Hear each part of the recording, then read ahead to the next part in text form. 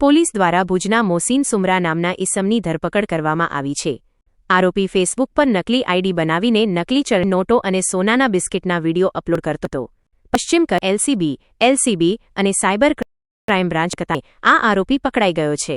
હાલ પોલીસ આ મામલે ઝીણવટભરી પૂછપરછ કરી રહી છે કે તેણે અત્યાર સુધી કેટલા લોકોને પોતાની જાળમાં ફસાવ્યા છે। આ ઘટના સોશિયલ મીડિયા પર થતી છેતરપિંડી પ્રત્યે જાગૃત રહેવાની ચેતવણી આપે છે। સોશિયલ મીડિયાના માધ્યમથી લોકો સાથે છેતરપિંડી કરવાની પેરવી કરતા એક ભેજાબાજને પશ્ચિમ કચ્છ એલસીબીએ ઝડપી પાડ્યો છે। ભુજનો રહેવાસી મોસીન સુમરા નામનો આ ઈસમ ફેસબુક પર ખોટી આઈડી બનાવીને નકલી ચલણી નોટો અને સોનાના બિસ્કિટના વિડીયો સોશિયલ મીડિયા પર અપલોડ કરતો હતો। આ વિડીયો દ્વારા તે લોકોને છેતરીને નકલી નોટો પધરાવવાના કાવતરા કરતો હતો। જો કે પોલીસની સાયબર અને લોકલ ક્રાઇમ બ્રાન્ચની સતર્કતાને કારણે આ લાંબો સમય ચાલ્યો નહીં। પોલીસે આરોપી મોસીમની ધરપકડ કરી લીધી છે અને અત્યારે તેની ઝીણવટભરી પૂછપરછ હાથ ધરાઈ છે કે તેણે અત્યાર સુધી કેટલા લોકોને પોતાની જાળમાં ફસાવ્યા છે। કચ્છ